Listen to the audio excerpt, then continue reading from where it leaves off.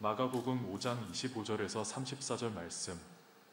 12해를 혈루증으로 알아온 한 여자가 있어 많은 의사에게 많은 괴로움을 받았고 가진 것도 다 허비하였으되 아무 효험이 없고 도리어 더 중하여졌던 차에 예수의 소문을 듣고 무리 가운데 끼어 뒤로 와서 그의 옷에 손을 대니 이는 내가 그의 옷에만 손을 대어도 구원을 받으리라 생각함일러라.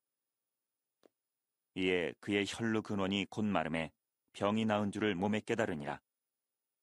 예수께서 그 능력이 자기에게서 나간 줄을 곧 스스로 아시고 무리 가운데서 돌이켜 말씀하시되 누가 내 옷에 손을 대었느냐 하시니 제자들이 여짜오되 무리가 애워싸 미는 것을 보시며 누가 내게 손을 대었느냐 물으시나이까 하되 예수께서 이 일 행한 여자를 보려고 둘러보시니 여자가 자기에게 이루어진 일을 알고 두려워하여 떨며 와서 그 앞에 엎드려 모든 사실을 여쭈니 예수께서 이르시되 딸아, 내 믿음이 너를 구원하였으니 평안히 가라.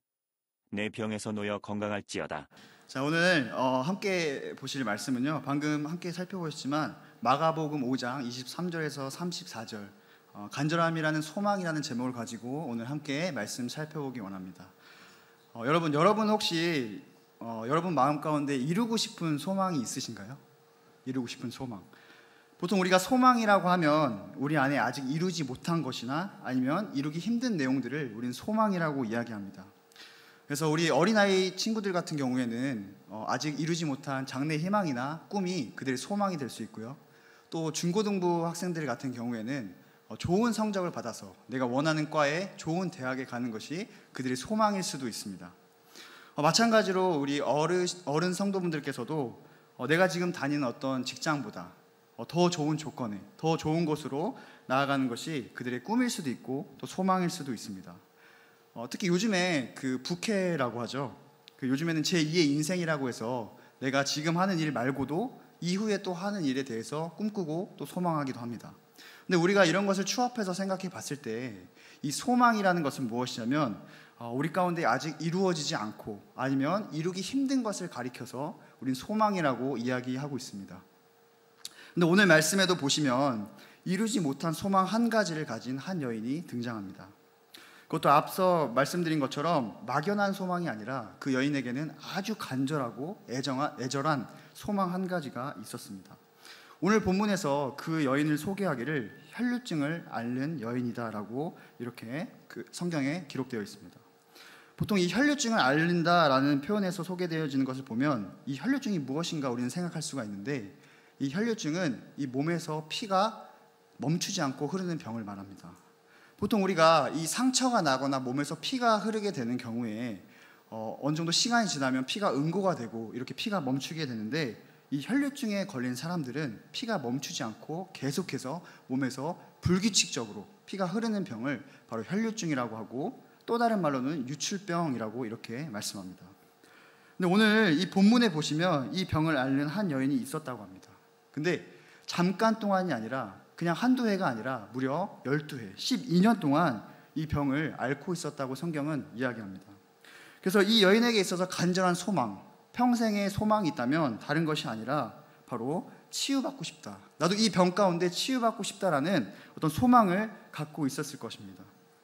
오늘 말씀 26절 말씀에 보시면 바로 이 소망을 가지고 이 여인이 많은 유명한 의사들을 찾아갑니다. 그러니까 낫고자 하는 이 소망 가운데 유명한 이 의사들을 찾아다녔던 것입니다. 하지만 우리가 오늘 성경에서 본 것처럼 이 여인은 어떤 누구에게도 이 고침을 받지 못합니다. 특별히 오늘 성경에서 여인이 많은 의사에게서만큼 많은 괴로움을 받게 되었다라고 이렇게 얘기합니다. 많은 의사에게서만큼 많은 괴로움을 받았다. 이게 무슨 말이냐면 이 여인이 자신의 이 병을 고침받고 싶다라는 이 간절한 마음을 가지고 많은 의사에게 나아갔지만 그때마다 의사들은 이렇게 이야기했습니다. 네, 이 병은 분명히 나을 수 있습니다 라고 이렇게 얘기했다는 것이죠. 근데 그럼에도 불구하고 이 병이 결국 고침받지 못했고 그로 인해서 이 여인의 마음이 낙심되고 좌절되는 마음 가운데 있었다는 것입니다. 그리고 그렇게 살아간 지가 1년, 2년이 아니라 12년, 12해 동안 그 병을 계속해서 앓았다는 것입니다. 설상가상으로 이 병을 고치는데 이제 이 여인은 모든 자신의 재산까지도 다 써버리고 모든 것을 다 허비해버렸습니다.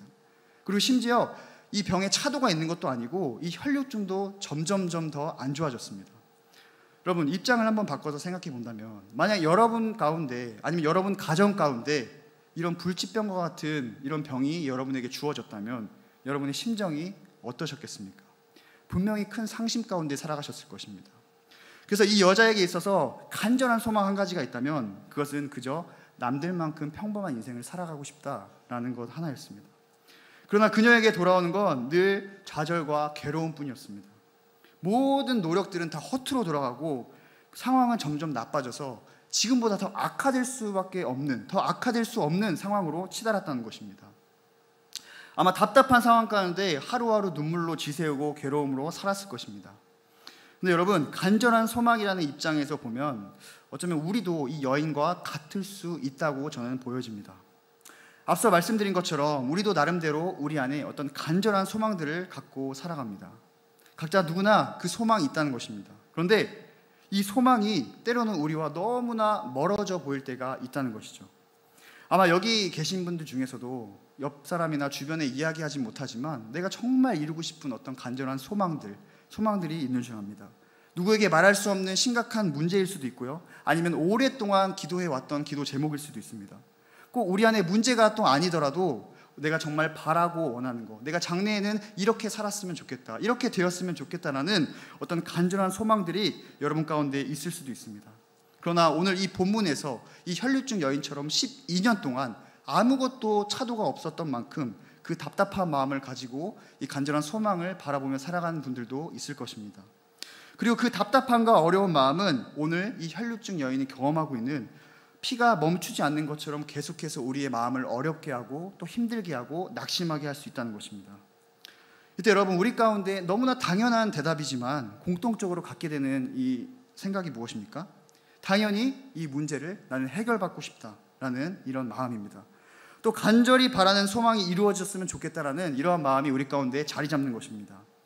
혈류증 여인의 입장에서 보면 이제는 내 피가 좀 멈추고 나도 이제는 회복되어서 다른 사람들과 같이 평범하게 이렇게 살아가고 싶다라는 것이 그들 마음 가운데 소망이었다라는 것입니다. 이렇게 해결받고 싶다라는 마음을 우리가 소망이라고 표현을 한다면 우리 모두, 그리고 우리 각자에게는 마음 가운데 간절한 소망들이 있을 것입니다. 그리고 이 소망이 내 인생 가운데 이루어졌으면 좋겠다라는 그런 마음을 품고 살아갈 것입니다. 그래서 저는 오늘 이 본문의 혈류증 여인처럼 우리 안에 멈추지 않고 흐르는 이 피와 같이 생겨나는 어떤 문제들일 수도 있고요, 또 벗어나고 싶지만 벗어나지 않는 답답한 나의 현실일 수도 있고, 더 나아가서 우리 안에 나도 하나님 앞에서 정말 멋지게 살아가고 싶지만 내 모습 가운데 초라한 나를 바라보며 답답한 마음 가운데 그 간절한 소망만 붙들고 있는 자들이 있다면 우리가 어떻게 이것을 믿음으로 풀어내며 나아가야 할지 오늘 말씀을 통해서 함께 살펴보셨으면 좋겠습니다. 특별히 제가 이 세 가지를 가지고 나왔는데요. 먼저 첫 번째는 무엇이냐면요, 간절한 소망을 이루기 위해서 우리는 미움받은 용기가 필요하다는 것입니다. 미움받을 용기. 먼저 오늘 본문 그 27절을 한 번 더 보기 원하는데요, 오늘 27절 말씀에 보시면 모든 것을 잃고 이제는 병까지 악화돼서 좌절과 이 낙심 속에 있는 이 혈류증 여인에게 한 가지 소문이 들려집니다. 그 소식이 어떤 소식이었냐면 바로 예수 그리스도의 소식이었습니다. 아마 이제 여인에게 있어서 이제는 이것이 마지막 소망이었고 마지막 기대였을 것입니다. 그래서 그녀는 이 소문을 듣고 무리 가운데로 나아갔습니다. 오늘 성경에 보시면 그녀가 무리 가운데로 나아갔다라고 이렇게 기록되어 있습니다. 그래서 우리가 이렇게 그냥 성경을 읽다 보면 그냥 이 여인이 고침을 받고 싶어서 예수님과 또 그와 함께 있었던 무리들을 향해 나아갔다라고 아주 단순하게 글을 읽고 넘어갈 수도 있겠지만, 이 여인이 무리 가운데 나아가는 것은 결코 쉬운 행동이 아니었습니다. 제가 조금 더 강하게 표현을 하면 이 여인은 지금 죽을 각오를 하고 그 무리 가운데 나아갔던 것입니다. 왜냐하면 이 이스라엘이라는 나라는 하나님의 말씀으로 세워진 나라입니다. 다르게 표현하면 하나님의 율법과 이 규율이 있는 나라였다라는 것입니다. 그래서 이스라엘 공동체는 그 규칙과 율례를 생명과 같이 여겼고 또 생명을 지키듯이 지켰습니다.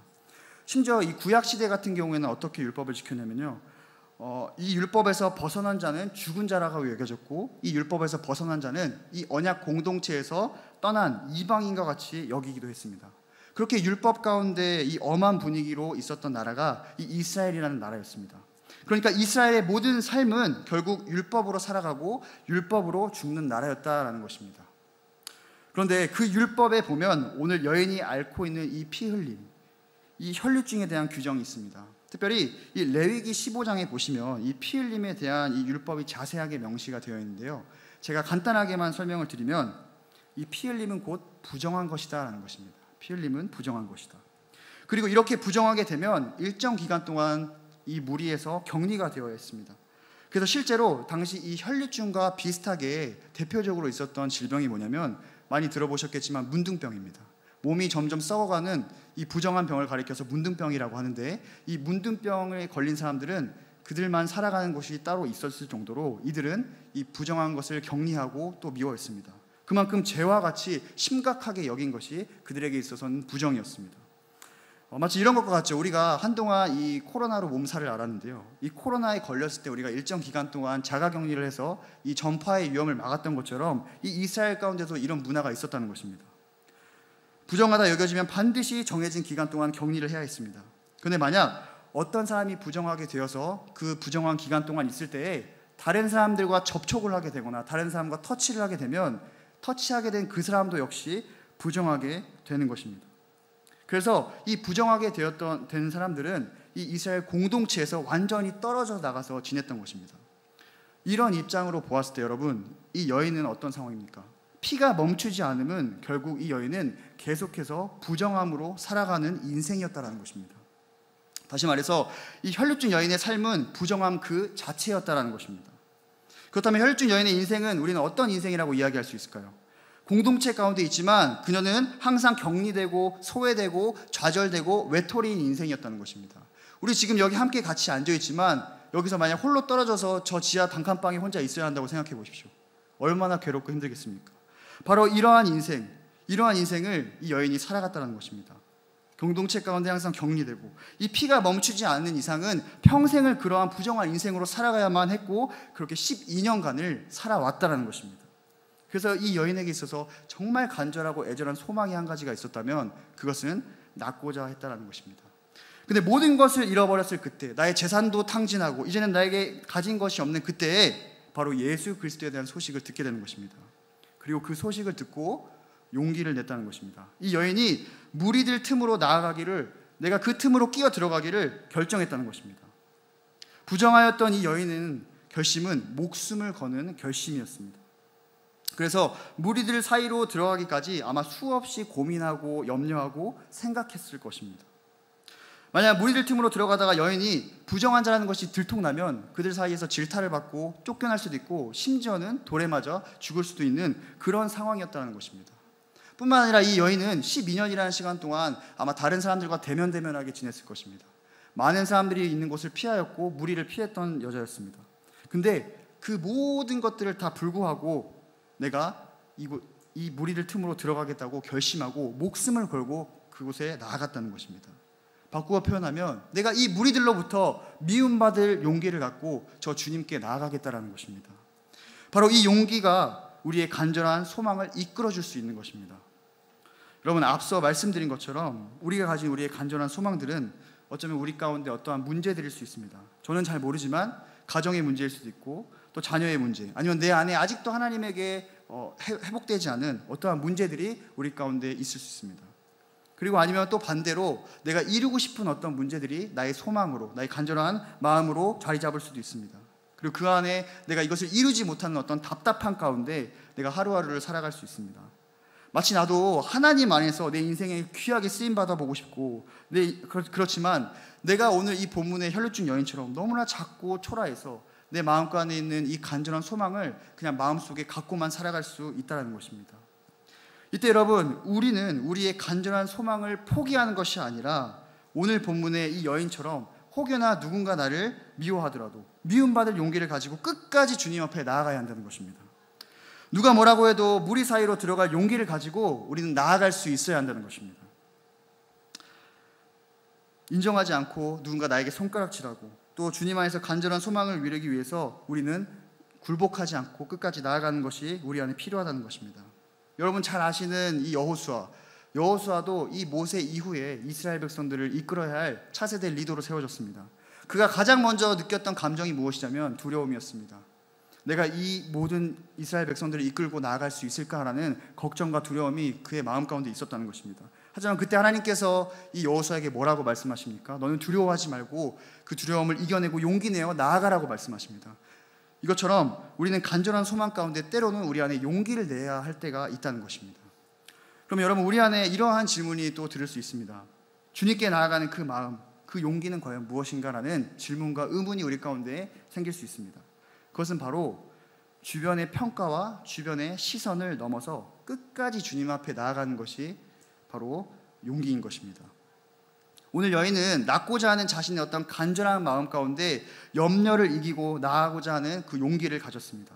근데 그 용기를 갖는 것에 멈추는 것이 아니라 오늘 이 여인은 그 용기를 갖고 행동까지 이어나갔습니다. 움직였습니다. 오늘 보면 27절 말씀에 보시면 무리 가운데 끼어 뒤로 가서 그의 옷에 손을 대니라고 이렇게 말씀합니다. 이 여인이 이 무리들 사이까지 끼어 들어갔고 또 그 예수님이 계신 그 중앙까지 돌파해서 파고 들어갔다라는 것입니다. 그리고 그 비좁은 사이로 드디어 예수님의 옷자락을 만졌습니다. 여러분, 우리도 이 여인과 같이 우리의 간절한 소망을 갖고 예수님에게까지 나아갈 수 있어야 하는 것입니다. 여러분, 예수님께서는 수많은 사역들 속에서 많은 병자들을 고치셨고 또 많은 이 귀신들을 고치셨습니다. 근데 우리가 이 고침받은 이 병자들과 귀신 들린 자들을 보면, 이 고침받은 사람들을 보면 이들은 예수님께서 나를 고쳐주실 거라는 이 소망을 알고 있었고 믿고 있었지만 거기서 그친 것이 아니라 이들은 그것들을 행동으로 옮겨냈다는 것입니다. 심지어 눈먼 맹인들도 예수님께 찾아왔고요. 뿐만 아니라 오늘 본문 바로 앞에서 이 회당장 야일로는 움직일 수 없는 자신의 딸 때문에 예수님께 단숨에 달려와서 예수님께 고쳐달라고 외쳤습니다. 뿐만 아니라 여러분 잘 아시는 것처럼 병든 친구들을 위해서 지붕을 뚫고 예수님께 나온 사람들도 있었습니다. 이것처럼 우리가 이 용기를 가지고 어디까지 가야 하냐면 예수님을 향한 앞까지 우리가 나아갈 수 있어야 한다는 것입니다. 그리고 오늘 본문의 이 혈류증 여인도 마찬가지였습니다. 오늘 혈류증 여인은 용기만 갖고 끝난 것이 아니라 실제로 움직일 수 있고 또 뛰어가는 용기가 그에게 있었다는 것입니다. 여러분, 특별히 이 로마서 10장 10절 말씀에 보시면 바울은 이렇게 이야기합니다. 마음으로 믿어 의에 이르고 믿음으로 시인하여 구원을 얻으리라. 여러분, 하나님께서 우리가 마음으로 믿는다고 해서 모르실까요? 우리가 마음으로만 믿어도 하나님께서는 분명히 다 알고 계십니다. 그러나 하나님께서 원하시는 것은 마음으로 믿는 것을 넘어서 입으로 시인하는 것까지, 우리가 그냥 그 용기를 갖고 끝나는 것이 아니라 그 간절한 소망을 이루기 위해서 그 용기를 붙들고 움직이고 나아가는 것까지 하나님께서는 원하신다라는 것입니다. 그래서 우리는 용기를 동반한 실제적인 움직임이 우리 가운데 있어야 하는 것입니다. 그리고 끝까지 포기하지 않는 것도 중요합니다. 여러분, 근데 우리는 이런 가운데 어떤 마음이 드냐면 여호수아처럼, 그리고 오늘 이 여인처럼 순간적으로 다가오는 이 두려움을 느낄 수 있습니다. 하지만 주님께서 우리에게 뭐라고 말씀하시냐면 요한복음 16장 33절에 보시면 너희가 환난을 당하라 담대라 내가 세상을 이겨노라 라고 말씀하십니다. 그리고 이렇게 고백하신 예수님께서 내가 너와 함께하니 넌 두려워하지 말고 용기로 붙잡고 나아가라라고 이렇게 말씀하십니다. 여러분, 저는 여러분의 10년 가운데 어떤 간절한 소원이 있는 줄 모릅니다. 어떤 문제일 수도 있고 또 소망하는 것이 어떤 것인지 잘 모르지만 여러분께서 끝까지 담대한 용기를 가지고 나아가셨으면 좋겠습니다. 오늘 혈류증 여인이 예수 그리스도를 듣고 나서 가장 처음 느꼈던 감정은 기쁨과 소망이지만 동시에 두려움도 느꼈습니다. 그러나 그 두려움을 뛰어넘었고 그 용기를 행함으로 옮겼기 때문에 그가 적극적으로 하나님 앞에 나아갈 수 있었던 것입니다. 이 용기가 여러분 가운데 있었으면 좋겠습니다.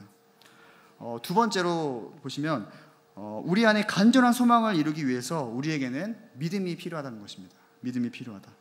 오늘 보면 28절을 한 번 더 보시면요, 어떻게 기록이 되어 있냐면 이는 내가 그 옷에만 손을 대어도 구원을 받으리라 생각함일러라 라고 말씀합니다.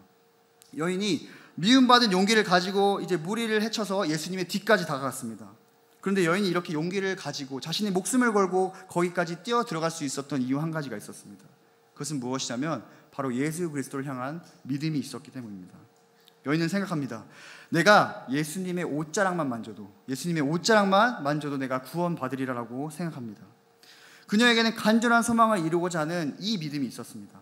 근데 여러분, 이 믿음이 어떤 믿음이냐면 이 믿음은 내가 병을 낫고자 하는 믿음이기도 했지만 동시에 예수님께서 나의 이 병을 반드시 고쳐낼 수 있다는 믿음이었습니다. 그 믿음이 바로 이 여인에게 있었던 것입니다. 근데 여러분, 저희가 여인의 입장에서 한번 생각해 봤으면 좋겠습니다. 여인은 아마 수많은 도전과 여러 가지 실패 가운데 이 마음이 낙심된 상태로 있었습니다. 앞서 살펴본 것처럼 12년이라는 시간 동안 많은 이 의사들을 찾아갔지만 그것을 통해 경험했던 것은 기대의 실망이었고 소망의 낙심이었습니다.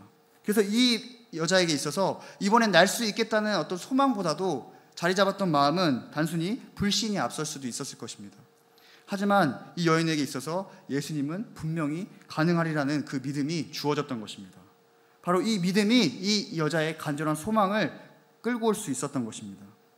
그래서 이 작은 여인이 그 믿음으로 인해서 인파를 뚫고 예수님 앞에까지 나아갔습니다. 그리고 예수님의 옷자락을 만졌습니다. 그리고 옷자락을 만지자마자 자신에게 있었던 이 질병, 이 12년 동안 갖고 있었던 간절한 소망이 이루어지게 되었습니다. 29절 말씀에 보시면 이에 그의 혈육 근원이 곧 마름에 병이 나온 줄을 몸에 깨달으니라 라고 말씀합니다. 이처럼 비록 작은 여인이었지만 그 믿음을 갖고 행한 이 행동을 예수님께서는 크게 보셨다는 것입니다. 설사 불가능해 보여도 내 안에서 한계를 정하는 것이 아니라 불가능해 보여도 이 불가능마저도 하나님께서 이루실 것을 반드시 믿어야 한다는 것입니다. 그런 믿음으로 나아갈 때 우리는 우리 안에서 이룰 수 없는 이 간절한 소망을 하나님께서 이루어내시는 것을 우리는 바라볼 수 있고 경험할 수 있다는 것입니다. 또한 우리가 이러한 간절한 소망으로 믿음으로 나아갈 때 예수님께서는 우리를 눈여겨보시고 또 우리를 주목해 보십니다. 본문의 혈중 여인은 보잘것없는 작은 여인이었습니다. 아무도 이 여자에게 집중하지 않았고 이 여자는 오히려 사회에서 격리되어서 무시받는 존재였습니다. 하지만 예수님께서는 이 작은 여인의 믿음만은 크게 보셨다는 것입니다. 그리고 그 믿음으로 행한 여인을 찾으셨습니다. 그 많은 인파 속에서 예수님께서는 제자들 향해 뭐라고 이야기하시냐면 누가 내 옷을 만졌느냐라고 이렇게 말씀하십니다. 본문 30절에 보시면 예수께서 그 능력이 자기에게 나간 줄을 곧 스스로 아시고 무리 가운데 돌이켜 말씀하시되 누가 내 옷에 손을 대었느냐라고 말씀하십니다. 여러분, 많은 인파 속에 예수님이 밀리고 있는 상황이었습니다. 그런데 그 중에서 누가 내 옷에 손을 대었냐고 물어보시는 장면입니다. 뿐만 아니라 지금 예수님이 어떤 장면이냐면 자신의 딸을 고침받기 위해 찾아온 이 회당장 야일로에게 그 소식을 듣고 야일로의 집으로 무리들과 함께 움직이고 있는 그런 장면이었습니다. 근데 그런 장면 가운데 예수님이 굳이 누가 나를 만졌냐고 물어봤던 것입니다. 30절 중반에 보시면 예수께서 돌이켜라고 이렇게 말씀합니다. 여러분, 작은 여인의 행함이었지만 그 행함은 믿음으로 행한 행함이었기 때문에 예수님께서는 무리 중에서 그 여인을 찾았던 것입니다. 여러분, 우리에게도 이러한 여인과 같은 믿음이 있었으면 좋겠습니다. 여러분, 하나님께서는 늘 믿음 있는 자를 찾으십니다. 창세기 18절에도 보시면 소돔과 고모라를 멸망하실 때 믿는 사람, 믿음으로 행하는 사람 한 사람만 있으면 내가 이것을 멸망하지 않겠다 했고, 에레미야 5장 1절에도 보시면 내가 이 성읍을 멸망시킬 것인데 믿는 사람 한 사람, 믿음으로 살아가는 사람 한 사람만 있으면 내가 이 성읍을 멸망치 않겠다라고 이렇게 말씀하십니다. 근데 이것은 예수님 때도 마찬가지였다는 것입니다. 예수님 때도 예수님을 따르는 사람들 중에 많은 사람이 믿음으로 행한 자도 있었지만 믿음 없이 예수님을 따르는 자들도 있었다는 것입니다. 그저 예수님의 기적을 보고 신기해서 따르는 사람도 있었고 또 예수님을 바라보면서 예수님을 공격하기 위해서 따라가는 사람들도 있었습니다. 뿐만 아니라 예수님을 바라보면서 예수님으로부터 뭔가 얻어낼 게 있을까? 뭔가 구할 게 있을까 하고 예수님을 따라가는 자들도 있었다는 것입니다. 그러나 여인이 가진 믿음은 바로 예수님을 향한 온전한 믿음이었고 그 온전한 믿음으로 이 옷자락을 붙잡았을 때 예수님께서는 그 여인을 돌아보셨다라는 것입니다. 여러분, 아무도 인정하지 않고 심지어 병들고 약하고 작은 여인이었습니다. 그러나 여인의 모습과는 상관없이 예수님께서는 여인의 믿음만을 봐주신다는 것입니다. 이처럼 우리도 어쩌면 이 여인과 같이 굉장히 작을 수 있고 또 초라할 수 있습니다. 또 그런 내 모습을 인해서 이 모습 가운데 내 소망이 이루어지지 않는 나의 작은 모습 가운데 실망할 수도 있습니다. 그러나 우리는 오늘 이 여인과 같이 우리는 작지만 우리 안에 믿음으로 나아갈 때 주님께서 우리를 붙들어 주시고 우리를 바라봐 주신다는 것을 반드시 기억했으면 좋겠습니다. 우리가 이따 말씀을 마치고 우리 함께 기도하는 시간을 가질 텐데요. 오늘 기도하실 때 좀 간절하게 기도하셨으면 좋겠습니다. 옆 사람 신경 쓰지 않고 오늘 이 여인이 정말 예수님만 바라보고 끝까지 목숨 걸고 나아갔던 것처럼 간절한 소망들을 가지고 주님 앞에 간절히 부르짖는 시간이 되었으면 좋겠습니다. 그래서 우리가 기도할 때 우리의 모든 간절한 소망들이 하나님께 상달되고 그 믿음이 온전히 이루어지는 그러한 시간으로 나아가며 기대하셨으면 좋겠습니다. 마지막 세 번째는 다 함께 한번 따라 하셨으면 좋겠습니다. 좋으신 주님은 우리의 간절한 소망을 이루어 주십니다. 여러분, 앞서 말씀드린 것처럼 유대 사회에서 이 피 흘림은 부정함이라고 했습니다. 그리고 그 부정함은 개인에게서 시작하지만 접촉하는 즉시 그 부정함이 옆 사람에게도 전파된다고 했습니다. 다시 말해서 그 여인에 접촉하는 사람마다 부정하게 되는 것입니다. 이것은 유대 남자였던 예수님에게도 적용이 되었습니다. 유대 남자였던 예수님의 옷자락을 만졌다는 것은 곧 원래대로라면 예수님도 부정하게 되어야 한다는 것입니다. 따라서 혈루증 여인이 이 예수님의 옷자락을 만졌다는 것은, 예수님이 그것을 또 알게 되었다는 것은 예수님이 그 여인에게 화를 낼 수 있는 충분한 사항이었다는 것입니다. 그래서인지 예수님께서 무리들 가운데 돌아보시고 나서 누가 내 옷을 만졌냐라고 이렇게 물으실 때 이 여인이 벌벌 떨면서 엎드리면서 나왔던 것입니다. 같은 본문으로 누가복음에 보시면 예수님께서 누가 내 옷을 만졌냐라는 이 말씀에 여인이 벌벌 떨면서 예수님 앞에 엎드리고 옷자락 만진 이유에 대해서 자초지종을 이렇게 이야기하게 됩니다. 그래서 어쩌면 이 일로 인해서 예수님은 여인을 심판할 수 있었습니다.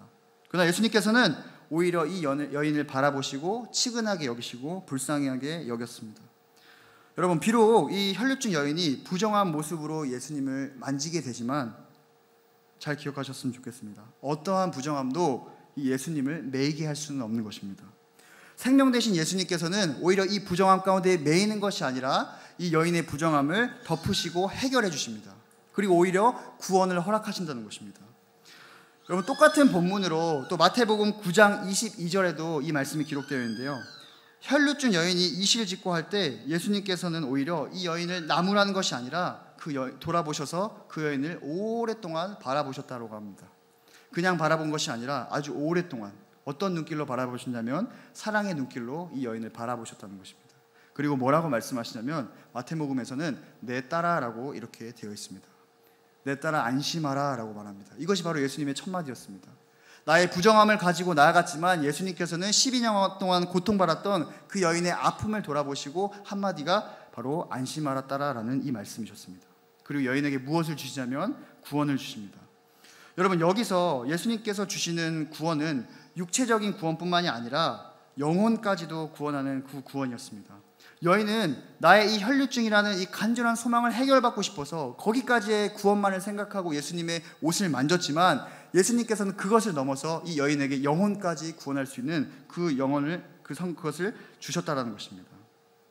여러분, 오늘 본문의 이 혈루증 여인은 피가 멈추지 않는다고 했습니다. 그래서 이것에 대해서 이 성경학자들은 뭐라고 얘기를 하냐면 이 여인의 부정함도 있지만 이 여인이 피를 흘리며 점점 죽어가고 있었다고 합니다. 말 그대로 피 흘림으로 인해서 이 여인이 죽음에 가까워 갔다고 합니다.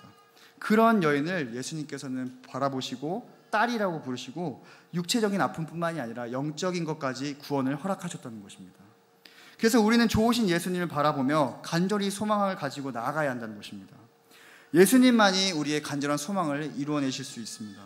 오늘 혈루증 여인이 자신의 그 간절한 소망을 위해서 수많은 것들을 했고 수많은 노력들을 했고 또 많은 방법과 많은 사람들을 찾아갔지만 그들은 이 여인에게 구원을 줄 수 없었습니다.